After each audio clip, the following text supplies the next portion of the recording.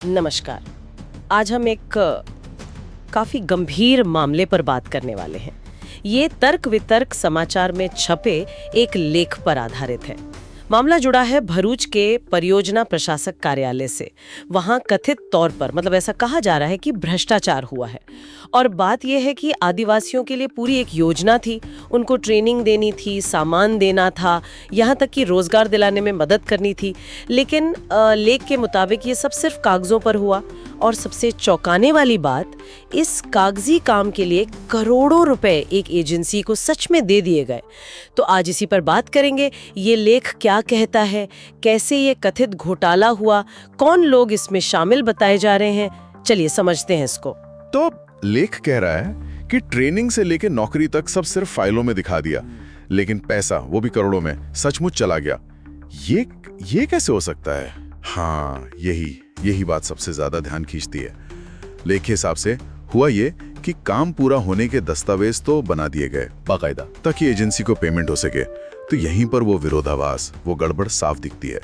पैसा असली, काम कागजी, मतलब पूरी योजना फाइलों में ही सिमट गई, ऐसा लेख का दावा है। और लेख में कुछ नाम भी है ना, जैसे उस वक्त के प्रशासक थे अस्सारी, कुछ क्लर्क, और एक नाम पर खास जोर है, धर्मेश राणा। ये कॉन्ट्रैक्ट कर्मचारी बताया जा रहा है। लेख में तो उसके लिए बहुत ही तीखे शब्द हैं, नरभक्षक, राक्षस, विलेन। इतना फोकस क्यों है राणा पर? बिल्कुल, लेख के मुताबिक राणा की भूमिका बहुत अहम बताई जा रही है। आरोप यह है कि वो अफसरों पर असर डालता था, अपने लिए और दूसरों के लिए भी, जिसमें कुछ राजनीतिक एनजीओ का भी जिक्र है। कथित तौर पर फायदे पक्के करता था। और देखिए, पद उसका कॉन्ट्रैक्ट का था, तनख्वाह कोई 12-15 हजार। लेकिन लेख कहता है कि उसका रुतबा, उसका असर कहीं ज्यादा था। उसकी कथित प्रॉपर्टी का भी जिक्र है, गाड़ी, बंगला, ये सब बातें लिखी हैं। अच्छा, पद छोटा पर असर बड़ा, ऐसा आरोप है। और क्या ये मामला सिर्फ भरूच का ही है, या लेख कहीं और भी इशारा कर रहा है? नहीं, सिर्फ भरूच नहीं, लेख में सूरत, मांडवी और सोनगढ़, व्यारा का भी नाम आता है। कहा गया है कि वहां भी कथित तौर पे ऐसी ही गड़बड़ियां हुई हैं। और इसीलिए लेख में ये मांग भी है कि राणा के खिलाफ जांच हो, शायद ये दिखाने के लिए कि ये मामला एक जगह का नहीं बल्कि फैला हुआ हो सकता है। तो ये फिर किसी एक व्यक्ति या एक दफ्तर की बात नहीं लगती, अगर लेख सही है तो। इसे बड़े परिप्रेक्ष्य में कैसे देखें? हाँ, देखिए, अगर हम पूरी तस्वीर देखें तो ये रिपोर्ट सिर्फ एक व्यक्ति के कथित कारनामों से आगे जाती है।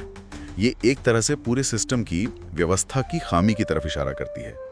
लेख तो यहां तक कहता है कि इसमें नीचे से ऊपर तक कई कर्मचारियों की पूरी श्रृंखला शामिल हो सकती हैं, कथित तौर पर। और इसका सीधा असर किस पर पड़ता है? जनता के पैसे पर और उन आदिवासी समुदायों पर जिनके लिए योजनाएं थीं।